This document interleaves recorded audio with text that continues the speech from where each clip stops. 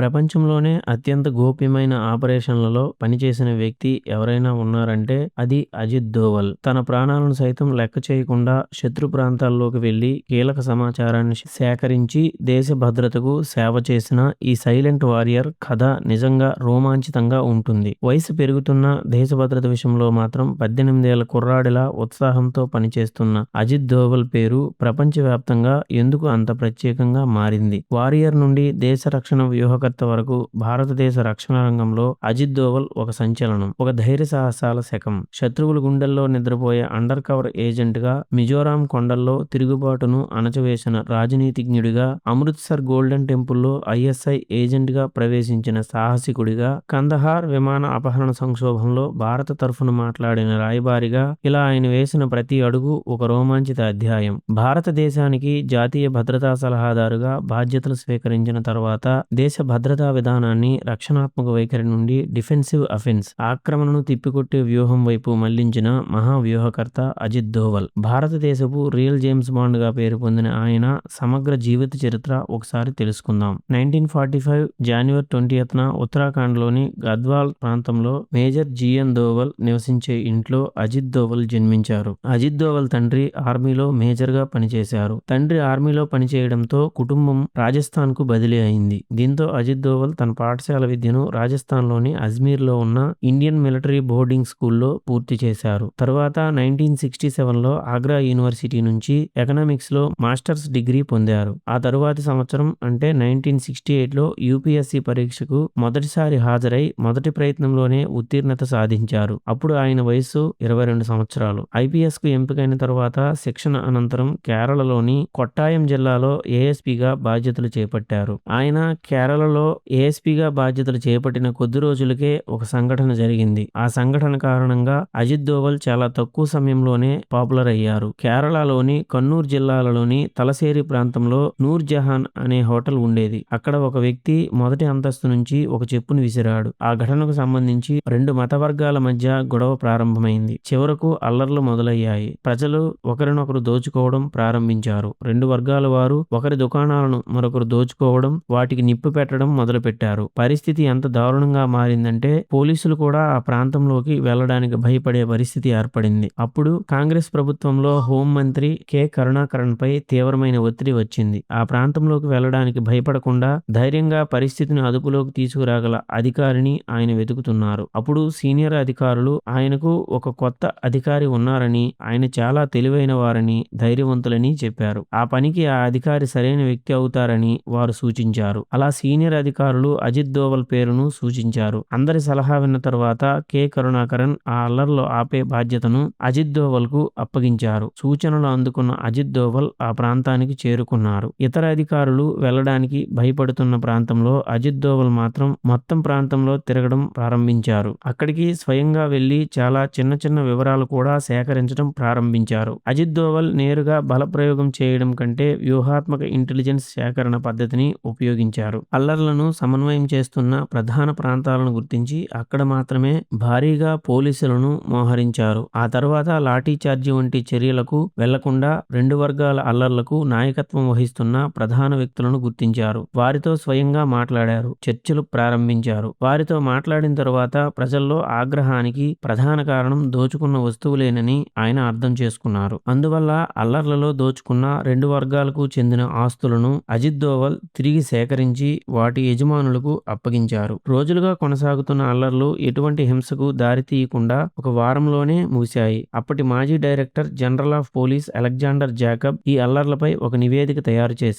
ఆ నివేదిక వచ్చిన తరువాత అజిత్ దోవల్ అనుసరించిన వ్యూహాన్ని ఎంతో ప్రశంసించారు. ఆ సమయంలోనే ఆయన చాలా పాపులర్ అయ్యారు. ఢిల్లీలో కూడా ఆయన గురించి చర్చ మొదలైంది. అప్పటి ప్రధానమంత్రి ఇందిరాగాంధీ దృష్టిలో కూడా పడ్డారు. కొన్ని నెలల్లోనే అజిత్ దోవల్ ను కేరళ నుంచి ఢిల్లీకి పిలిపించారు. 1972 మధ్యకాలంలో ఆయనను ఇంటెలిజెన్స్ బ్యూరో అంటే ఐబీలోని డైరెక్ట్ ఆపరేషన్స్ విభాగంలో చేర్చారు. దీంతో ఆయన భారతదేశంలోని వివిధ ఆపరేషన్లలో పాల్గొనే అవకాశం పొందారు. ఇక్కడి నుంచి అజిత్ దోవల్ గూఢచారి ప్రపంచంలోకి ప్రవేశించారు. అదే సంవత్సరంలో ఆయన వివాహం చేసుకున్నారు. తరువాత ఆయనకు ఇద్దరు కుమారులు జన్మించారు, వివేక్ దోవల్, శౌర్య డోవల్. ఇప్పుడు అజిత్ దోవల్ ఐబీ ఆపరేషన్ల కోసం తనను తాను సిద్ధం చేసుకోవడం ప్రారంభించారు. మరోవైపు ఇందిరాగాంధీ మిజోరాం విషయం విషయంలో తీవ్రంగా ఆందోళన చెందుతున్నారు. అప్పుడు మిజోరాం ప్రత్యేక రాష్ట్రం కాదు, అది అస్సాం రాష్ట్రంలోని భాగంగా ఉండేది. మిజోరాం ప్రాంతం కరువు పరిస్థితులను ఎదుర్కొంటోంది. ప్రజలు సుమారు రూ. 1,50,000 పరిహారం కోరుతున్నారు, కానీ వారికి పరిహారం అందలేదు. అప్పుడు లాల్ డంగా అనే వ్యక్తి మిజో నేషనల్ ఫేమిన్ ఫ్రంట్ MNFF అనే సంస్థను ఏర్పాటు చేశారు. తరువాత అదే సంస్థ పేరు మిజో నేషనల్ ఫ్రంట్ గా మారింది. మిజో ప్రజల సమస్యలపై లాల్ డెంగా ప్రభుత్వాన్ని విమర్శించేవారు. అప్పుడు మిజోరాం అస్సాంలో భాగంగా ఉండేది. అస్సాంలో ఒక నిబంధన ఉండేది. అస్సామీ భాష తెలిసిన వారికి మాత్రమే ప్రభుత్వ ఉద్యోగాలు లభిస్తాయని ఒక నిబంధన ఉండేది. లాల్ డెంగా నేతృత్వంలోని MNF దీనికి వ్యతిరేకంగా ప్రభుత్వాన్ని ఎదిరించింది. ప్రజల నుంచి కూడా వారికి భారీ మద్దతు లభించింది. తరువాత పరిస్థితి మరింత తీవ్రంగా మారింది. మిజో ప్రజలు ఎక్కువగా ఉన్న అస్సాం రైఫిల్స్ రెజిమెంట్కు చెందిన 2 బెటాలియన్లను తొలగించారు. ఆ 2 బెటాలియన్ల సైనికులు తమ ప్రాంతాలకు తిరిగి వచ్చారు. వారిలో చాలా మంది ప్రభుత్వంపై తీవ్ర ఆగ్రహంతో ఉన్నారు. వారిలో ఉద్యోగాలు కోల్పోయిన 7 ప్రధాన కమాండర్లు ఉన్నారు. వారు తిరిగి వచ్చి లాల్ డెంగాకు సహాయం చేయడం ప్రారంభించారు. ప్రభుత్వం తమకు అన్యాయం చేస్తోందని, ఇకపై ఆయుధాలు పట్టుకోవాల్సిన అవసరం ఉందని వారు భావించారు. ఇక్కడి నుంచి లాల్ డెంగా, MNF మరింత బలంగా మారాయి. వారు ప్రభుత్వానికి వ్యతిరేకంగా హింసాత్మక చర్యలకు పాల్పడటం ప్రారంభించారు. మిజోరాంను అస్సాం నుంచి విడదీయాలని డిమాండ్ చేశారు. అంతేకాకుండా BSF పై దాడి చేసి భారత జెండాను తొలగించి తమ సొంత జెండాను ఎగురవేసి మిజోరాంను కొత్త దేశంగా ప్రకటించారు. ఇప్పుడు ప్రభుత్వం ముందు ఉన్న అతిపెద్ద సమస్య ఏమిటంటే ఈ 7 కమాండర్లతో పాటు స్థానిక ప్రజలు కూడా MNF కు భారీగా మద్దతు ఇస్తున్నారు. భారత ప్రభుత్వం ముందున్న ప్రధాన సవాలు ఇదే. స్థానిక ప్రజలు లాల్ డెంగా, MNF కు మద్దతిస్తున్నారు. భారత ప్రభుత్వం ముందున్న ప్రధాన సవాలు ఇదే. ప్రభుత్వం సైనిక చర్య తీసుకున్నా అది తిరిగి భారత ప్రభుత్వానికే వ్యతిరేకంగా మారే అవకాశం ఉంది. అందువల్ల ఇది చాలా క్లిష్టమైన పరిస్థితి. దీన్ని ఎదుర్కోవడానికి అజిత్ దోవల్ను మిజోరాంకు పంపించారు. అలా అజిత్ దోవల్ను మిజోరాంలో సబ్సిడరీ ఇంటెలిజెన్స్ బ్యూరో అధిపతిగా పంపించారు. అజిత్ దోవల్ మిజోరాంకు వచ్చిన వారం రోజుల్లోనే చిన్న చిన్న వివరాలను సేకరించడం ప్రారంభించారు. లాల్ డెంగా ఇంతటి శక్తిని సంపాదించడానికి ప్రధాన కారణం ఆ 7 కమాండర్లేనని ఆయన తెలుసుకున్నారు. అయితే ఆ 7 కమాండర్లు లాల్ డెంగా మధ్య సఖ్యత లేదని, వారి మధ్య విభేదాలు ఉన్నాయని కూడా తెలుసుకున్నారు. ఆ 7 కమాండర్లు మయన్మార్ పర్వతాల్లో తమ స్థావరాన్ని ఏర్పాటు చేసుకున్నారు. అక్కడి నుంచి అజిత్ దోవల్ ఒక గూఢచారి ఏజెంట్ గా ఆ పర్వత ప్రాంతాల్లోకి ప్రవేశించారు. క్రమంగా ఆ 7 కమాండర్లతో మాట్లాడటం ప్రారంభించారు. వారి నమ్మకాన్ని సంపాదించారు. చాలా తక్కువ సమయంలోనే వారితో అజిత్ దోవల్ బాగా కలిసిపోయారు. ఒకరోజు అజిత్ దోవల్ వారిని ఇంటికి పిలిచి ఇంట్లో భోజనాలు ఏర్పాటు చేశారు. ఈ విధంగా ఆ 7 కమాండర్ల నమ్మకాన్ని పూర్తిగా సంపాదించిన తరువాత అజిత్ దోవల్ వారిని భారతదేశంతో చేతులు కలపాలని ఒప్పించడానికి ప్రయత్నించారు. భారతదేశంతో కలిస్తే మిజోరాంను ప్రత్యేక రాష్ట్రంగా ప్రకటిస్తామని, వారి ఉద్యోగాలు వారికి తిరిగి ఇప్పిస్తామని, సాధారణ ప్రజల చిన్న చిన్న సమస్యలను కూడా పరిష్కరిస్తామని ఆయన వారికి వివరంగా చెప్పారు. అలా చేయడానికి ఒప్పుకోకపోతే చివరకు మీకే నష్టం జరుగుతుందని ఆయన హెచ్చరించారు. ఒకరోజు భారత సైన్యం ఈ సమస్యలోకి వస్తుంది, అన్నింటినీ ముగిస్తుంది, అప్పుడు మీకు ఏమీ మిగలదని చెప్పారు. ఈ విధంగా అజిత్ దోవల్ నిరంతరం వారిని ఒప్పించే ప్రయత్నం చేశారు. ఆ 7 కమాండర్లలో 6 భారతదేశంతో చేతులు కలపడానికి ఒప్పించారు. 6 కమాండర్లు భారతదేశంతో కలిసిన వెంటనే లాల్ డెంగా బలహీనపడ్డారు. దాంతో ఆయన తప్పనిసరి పరిస్థితుల్లో భారత ప్రభుత్వంతో శాంతి చర్చలు ప్రారంభించాల్సి వచ్చింది. ఆ తరువాత మిజోరాం ప్రత్యేక రాష్ట్రంగా ఏర్పడింది. లాల్ డెంగా మిజోరాం ముఖ్యమంత్రి అయ్యారు. ఇక అజిత్ దోవల్ మిజోరాంలో ఉన్న సమయంలోనే మరోవైపు సిక్కిం విషయంలో కూడా పరిస్థితులు మారుతున్నాయి. ఇప్పుడు సిక్కిం ఒక సంస్థానం. దాని రాజు పాల్డెన్ దొండప్ నామ్గ్యాల్. ఆయన అమెరికా హనీ ట్రాప్ లో చిక్కుకున్నారు. అమెరికాకు చెందిన CIA ఏజెంట్ హోప్ కుక్ తో ఆయన వివాహం చేసుకున్నారు. హోప్ కుక్ CIA ఏజెంట్ అని ఆమె నెమ్మదిగా కొంతకాలానికి సిక్కిం రాణిగా మారింది. సిక్కిం అమెరికా సూచనల ప్రకారం నడవడం ప్రారంభించింది. తద్వారా అమెరికా ప్రయోజనాలు నెరవేరుతున్నాయి. దీన్ని ఎదుర్కోవడానికి ఇందిరాగాంధీ RNAW అధిపతి RN కౌర్ తో మాట్లాడి అజిత్ దోవల్ కు సిక్కింకు పంపారు. RN కౌర్ ఒక ప్రణాళిక రూపొందించారు. సిక్కింలోని చిన్న రాజకీయ పార్టీలకు మద్దతు ఇవ్వాలి, వాటిని బలంగా తయారు చేయాలి, రాజుపై వాటిని పోరాటానికి ప్రోత్సహించాలి. రాజు బలహీనపడిన తరువాత,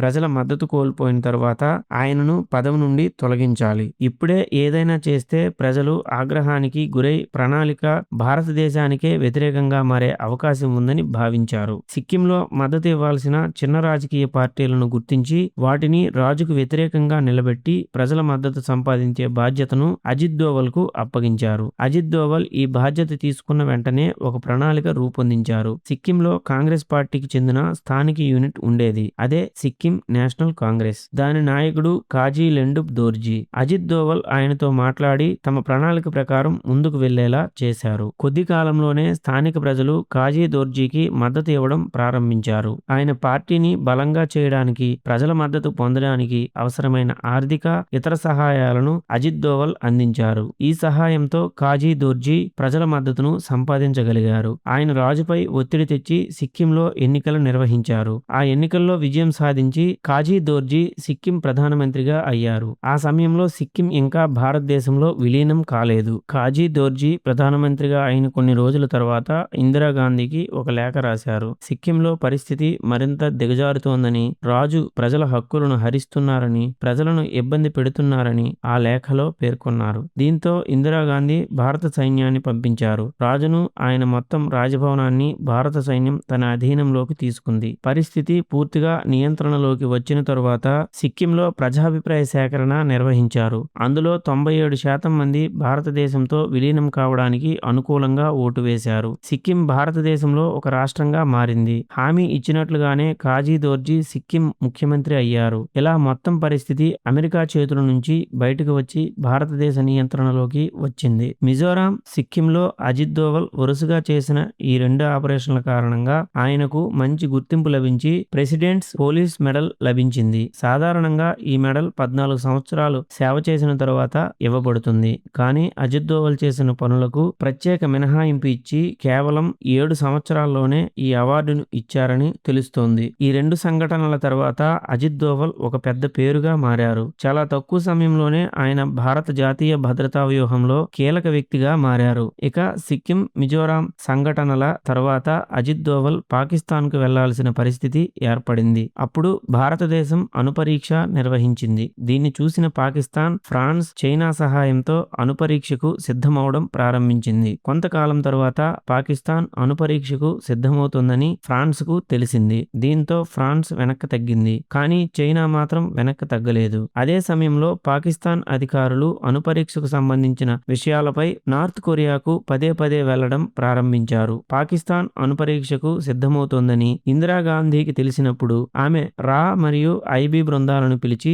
పాకిస్తాన్ ఏం చేస్తుందో తెలుసుకుని సాధ్యమైనంత వరకు దాన్ని అడ్డుకోవాలని ఆదేశించారు. భారత ఇంటెలిజెన్స్ సంస్థలు ఆలస్యం చేయకుండా పాకిస్తాన్, చైనాలకు రహస్య ఏజెంట్లను పంపడం ప్రారంభించాయి. అప్పుడు ఏజెంట్లను భారత రాయబార కార్యాలయంలో ఉద్యోగ ఖాళీ ఉందనే పేరుతో పంపేవారు. అజిత్ దోవల్ కూడా పాకిస్తాన్ కు భారత రాయబార కార్యాలయంలో ఫస్ట్ సెక్రటరీగా పంపబడ్డారు. అజిత్ దోవల్ దాదాపు 6 నుండి 7 సంవత్సరాలు పాకిస్తాన్లో నివసించారు. అందులో కొంతకాలం గూఢచారిగా పనిచేస్తూ ఇంటెలిజెన్స్ సేకరించారు. పాకిస్తాన్లోని కొహూటాలో జరుగుతున్న అణు కార్యక్రమాన్ని తెలుసుకోవడానికి ఆయన ఒక బెచ్చగాడి వేషంలో తిరిగేవారు. పాకిస్తాన్లోని ఒక బార్బర్ షాప్ నుంచి జుట్టును సేకరించి భారత్కు పంపగా ఆ శాంపిల్స్ మన ఇండియన్ ల్యాబ్లో టెస్ట్ చేయగా అందులో రేడియో యాక్టివ్ మూలాలు ఉన్నట్లు గుర్తించి పాకిస్తాన్ అణుపరీక్షలు చేస్తున్నట్లు నిర్ధారించుకున్నారు. అలాగే పాకిస్తాన్ అణుపరీక్ష ల్యాబ్లో ఒక భారతీయ వ్యక్తిని ఉద్యోగంలో పెట్టి అక్కడ ఉన్న పాకిస్తాన్ ఎంప్లాయీస్ కి డబ్బులు ఎరవేసి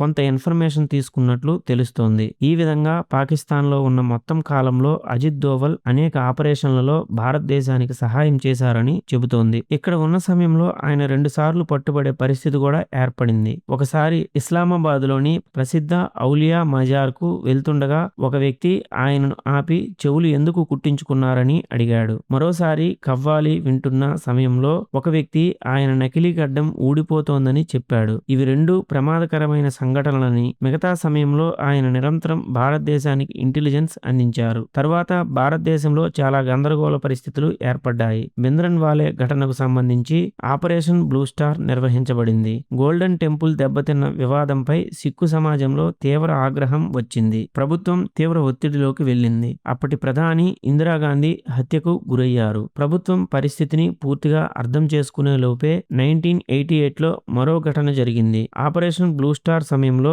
మిలిటెంట్లు గోల్డెన్ టెంపుల్లోకి ప్రవేశించినట్లే 1988లో కూడా Khalistan commando force, Bhindranwale tiger force of Khalistan, Babbar ఖల్సాకు చెందిన మిలిటెంట్లు గోల్డెన్ టెంపుల్లోని రూమ్ నెంబర్ 14లోకి వెళ్లి కూర్చున్నారు. ఈసారి ప్రభుత్వం ఆలయంలో ఆపరేషన్ చేయలేదని మిలిటెంట్లకు తెలుసు. ఎందుకంటే గత ఆపరేషన్ కారణంగా ప్రభుత్వం తీవ్ర పరిణామాలను ఎదుర్కొంది. అప్పుడు రాజీవ్ గాంధీ ప్రధానమంత్రిగా ఉన్నారు. ఆయన మరోసారి అదే తప్పు చేయకూడదని నిర్ణయించుకున్నారు. ఆలయంలోకి వెళ్లిన మిలిటెంట్లను ఎలాగైనా బయటకు తీసుకురావాలని, పరిస్థితిని అదుపులోకి తీసుకురావాలని నిర్ణయించారు. కానీ ఎవరూ గోల్డెన్ టెంపుల్లోకి వెళ్లకూడదని, ఎవరూ దాడి చేయకూడదని ఆదేశించారు. అదే సమయంలో అజిత్ దోవల్ పాకిస్తాన్లో ఉన్నారు. పంజాబ్కు సంబంధించిన ఇంటెలిజెన్స్ ను ఆయన నిరంతరం భారత ఏజెన్సీలకు పంపుతున్నారు. మిలిటెంట్లను తొలగించడానికి ఆపరేషన్ నిర్వహించాలని నిర్ణయించినప్పుడు అజిత్ దోవల్ ను తిరిగి పిలిపించారు. ఈ మొత్తం ఆపరేషన్ కు కేఎస్పీ గిల్, అజిత్ దోవల్ నాయకత్వం వహించారు. ఈ ఆపరేషన్ పేరు Operation Black Thunder. CRPF Golden Temple ను చుట్టుముట్టి తమ స్థానాల్లో ఉంది. కానీ తర్వాత ఏం చేయాలో ఎవరికీ స్పష్టంగా తెలియదు. అప్పుడు అజిత్ దోవల్ రిక్షా డ్రైవర్ వేషం వేసుకుని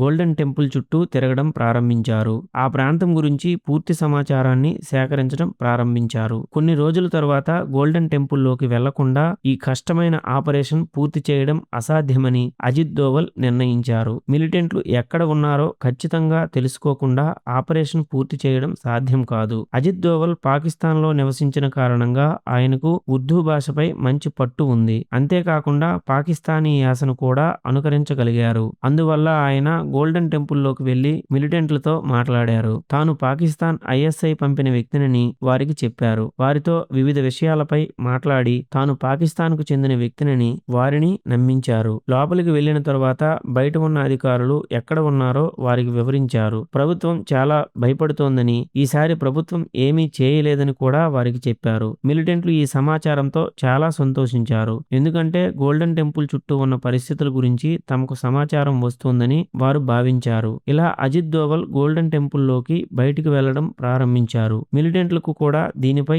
ఎలాంటి అనుమానం రాలేదు. ఈ వ్యక్తి బయట నుంచి తమకు సమాచారం అందిస్తున్నాడని, దాని ఆధారంగా తాము ఆపరేషన్ ను మెరుగ్గా నిర్వహించవచ్చని వారు భావించారు. ఈ విధంగా అజిత్ దోవల్ లోపల ఉన్న మిలిటెంట్ల స్థానాలు, సంఖ్య, ఇతర వివరాలను సేకరించారు. ఆ తరువాత ఎన్ఎస్జీ కమాండోలను పిలవాలని చెప్పారు. అదే రోజు రాత్రి IL-76 విమానం ద్వారా ఎన్ఎస్జీ కమాండోలను తీసుకువచ్చారు. వారిని పోలీసు యూనిఫామ్ లోకి తీసుకువచ్చారు. అప్పటికే అక్కడ ఉన్న సిఆర్పీఎఫ్ స్థానంలో ఎన్ఎస్జీ కమాండోలను మోహరించారు. అజిత్ దోవల్ ఎన్ఎస్జీ బృందానికి మిలిటెంట్లు ఏ స్థానాల్లో ఉన్నారు, ఎంతమంది ఉన్నారు, నాయకుడు ఎవరు, వారి ప్రణాళిక ఏమిటి వంటి పూర్తి వివరాలను ఇచ్చారు. అంతేకాకుండా నీరు, విద్యుత్ సరఫరాను కూడా నిలిపివేశారు. ఆ సమయంలో చాలా వేడిగా ఉండేది. మిలిటెంట్లు నీటి కోసం బయటకు వచ్చినప్పుడు వారిని లక్ష్యంగా చేసుకోవాలనేది ప్రణాళిక. అంతా సిద్ధమైన తరువాత మే 15న మిలిటెంట్లు టాప్ కమాండర్ జగీర్ సింగ్ కొద్దిసేపు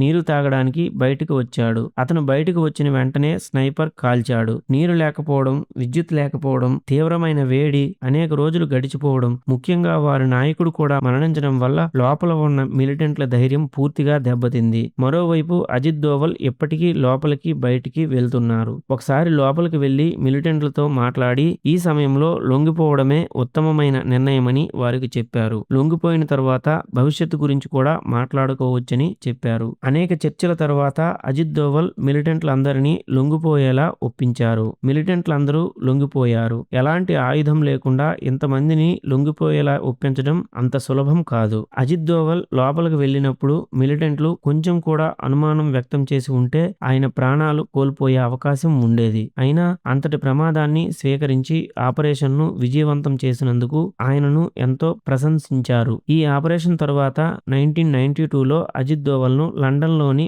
భారత రాయబార కార్యాలయానికి పంపించారు. అక్కడ ఆయన చాలా సంవత్సరాలు పనిచేశారు. భారతదేశానికి సంబంధించిన వివిధ ఆపరేషన్లలో సహాయం చేశారు. మరోవైపు 1998లో భారతదేశంలో ప్రభుత్వం మారింది. బీజేపీ ప్రభుత్వం అధికారంలోకి వచ్చింది. ఒక సంవత్సరం తర్వాత 1999 డిసెంబర్ 24న ఇండియన్ ఎయిర్లైన్స్ విమానం IC-814 నేపాల్ విమానాశ్రయం నుంచి ఢిల్లీకి బయలుదేరింది. విమానంలో సుమారు 170 నుంచి 180 మంది ప్రయాణికులు ఉన్నారు. విమానం భారత గగనతలంలోకి ప్రవేశించగానే హర్కత్ ఉల్ ముజాహిదీన్ కి చెందిన 5 పాకిస్తానీ ఉగ్రవాదులు విమానాన్ని హైజాక్ చేశారు. విమానం ఎక్కడికి తీసుకెళ్తారో మొదట స్పష్టంగా తెలియలేదు. పైలట్ ను పాకిస్తాన్ వైపు వెళ్లాలని ఆదేశించారు. కానీ విమానంలో అంత దూరం వెళ్లడానికి సరిపడా ఇంధనం లేదని పైలట్ చెప్పాడు. దీంతో కొంత చర్చ తర్వాత ముందుగా అమృత్సర్లో ల్యాండ్ చేసి ఇంధనం నింపుకుని మళ్లీ బయలుదేరాలని నిర్ణయించారు. ప్రయాణికులు తమ నియంత్రణలోకి ఉన్నందున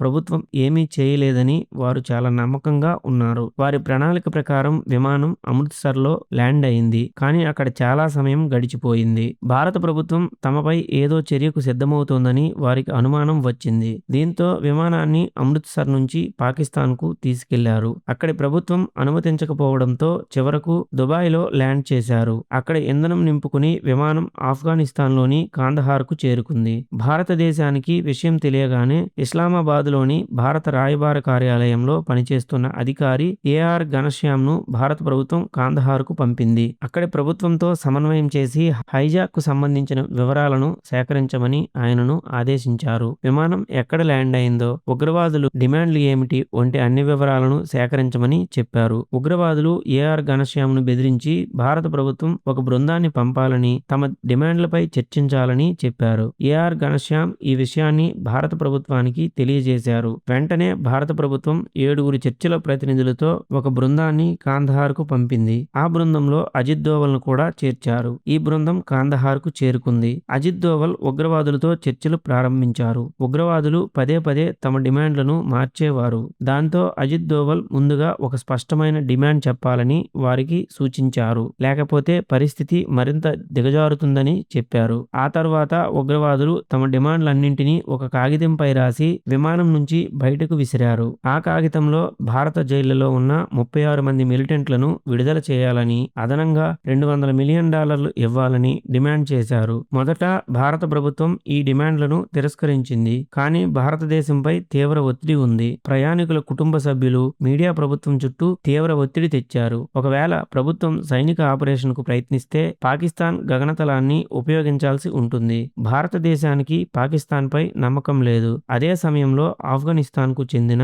వ్యక్తులు కూడా ఈ వ్యవహారంలో ఉన్నారు. భారత ప్రభుత్వం ఏదైనా ప్రణాళిక రూపొందిస్తే ఆ వివరాలు హైజాకర్లకు చేరుకునే అవకాశం ఉంది. ఆపరేషన్ విఫలమైతే విమానాన్ని పేల్చివేసే ప్రమాదం కూడా ఉంది. అలా జరిగితే ప్రయాణికులందరూ ప్రాణాలు కోల్పోయే అవకాశం ఉంది. అందువల్ల సైనిక చర్యకు అవకాశం చాలా తక్కువగా ఉంది. అజిత్ దోవల్ అనేక సార్లు చర్చలు జరిపి 36 మంది ఉగ్రవాదులను విడుదల చేయడం కాకుండా కేవలం 3 మాత్రమే విడుదల చేసేలా వారిని ఒప్పించారు. చివరకు ఉగ్రవాదులు కూడా అంగీకరించారు. ఆ తరువాత 3 ఉగ్రవాదులను విడుదల చేసి ప్రయాణికులను రక్షించారు. అయితే ఇది భారతదేశానికి చాలా పెద్ద ఎదురుదెబ్బగా మారింది. ఈ సంఘటన తరువాత ఇలాంటి పరిస్థితులను ఎదుర్కోవడానికి భారత జాతీయ భద్రతను మరింత బలోపేతం చేయాలని అజిత్ దోవల్ భావించారు.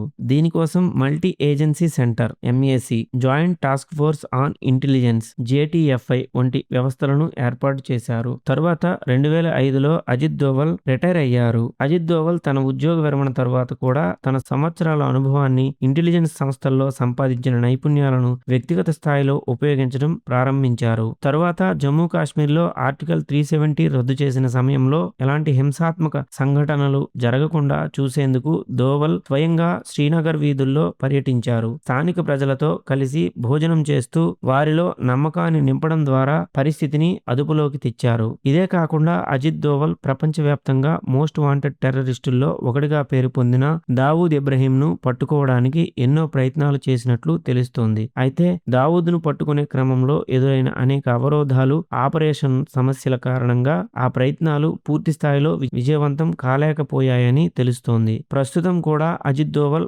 భారత నేషనల్ సెక్యూరిటీ అడ్వైజర్ గా పనిచేస్తున్నారు. ఆయన 2014లో తొలిసారి NSAగా నేషనల్ సెక్యూరిటీ అడ్వైజర్ గా నియమితులయ్యారు. 2024లో మరోసారి నియమితులయ్యారు. అజిత్ దోవల్ కేవలం ఒక అధికారి లేదా వ్యూహకర్త మాత్రమే కాదు, భారతదేశ రక్షణ చరిత్రలో ఒక అజేయమైన శక్తి. శత్రువుల కళ్ళల్లోకి కళ్ళు పెట్టి చూడగల ధైర్యం, దేశ ప్రయోజనాల కోసం ఏ త్యాగానికైనా సిద్ధపడే మనస్తత్వం ఆయన సొంతం. అండర్ కవర్ ఏజెంట్ గా రహస్య ఆపరేషన్లు నిర్వహించిన అనుభవం, NSAగా నేషనల్ సెక్యూరిటీ అడ్వైజర్ గా దేశ భద్రతా విధానాలను శాసించే స్థాయికి ఆయనను తీసుకెళ్లింది. ప్రస్తుతం అజిత్ దోవల్ గారి వయసు 82 సంవత్సరాలు. తన 5 దశాబ్దాలకు పైబడిన సుదీర్ఘ సర్వీసులో ఆయన చూపించిన దేశభక్తి, వ్యూహాత్మక ఆలోచనలు రాబోయే తరాల అధికారులకు, యువతకు ఎల్లప్పుడూ ప్రేరణగా నిలుస్తాయి. భారతదేశ సరిహద్దులను భద్రంగా ఉంచడంలో మరియు ప్రపంచ వేదికపై భారత్ను ఒక బలమైన రక్షణ శక్తిగా నిలబెట్టడంలో అజిత్ దోవల్ అందించిన సేవలు చిరస్మరణీయమైనవి. నా ఈ ఎక్స్ప్లెనేషన్ మీకు నచ్చినట్లయితే నా వీడియోని లైక్ చేయండి, షేర్ చేయండి. ఇంకా నా ఛానల్‌ని సబ్స్క్రైబ్ చేయండి. Thank you.